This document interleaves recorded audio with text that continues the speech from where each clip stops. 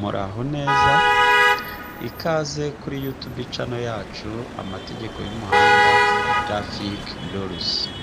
Niba ari ubwa mbere kanda subscribe, ukore share na like kugira ngo ntucikwe n'amasomo tubagezaho ya buri munsi.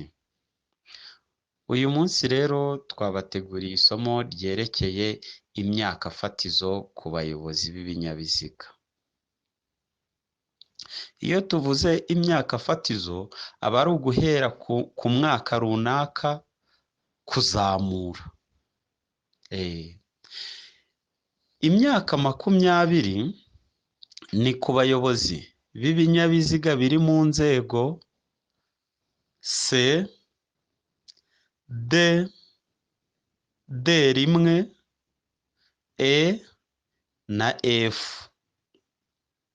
Imyaka 18 ni ku bayobozi b'ibinyabiziga biri mu nzego A, A1, B na B1. Imyaka 17 ni ku bayobozi b'amagare, velomoteri bihetse.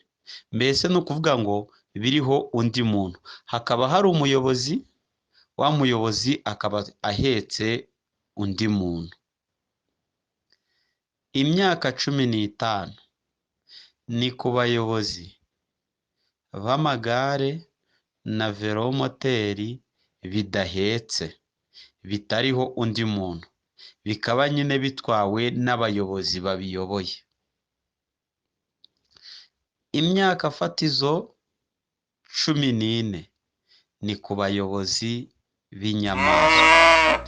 Mbibutse ko inyamaswa zikoresha inzira nyabagendwa ari inyamaswa zigenderwaho, inyamaswa zikorera ibintu n'inyamaswa zikurura ibintu.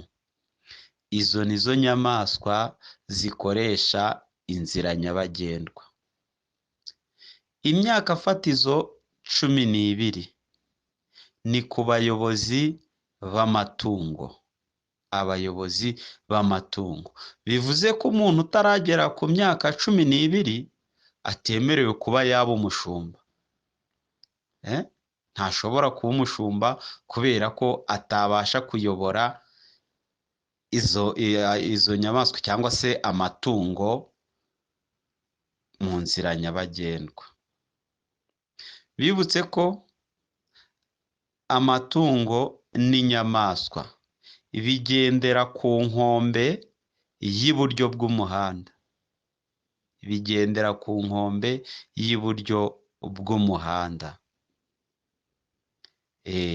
Murakoze rero, mukomeze gukurikirana channel yacu yitwa amategeko y'umuhanda Traffic Rules. Mujye mugerwaho n'amasomo atandukanye yagufasha kubona provisoire ari rwo ruhushya rw'agateganyo. Murakoze, mugire ibihe byiza.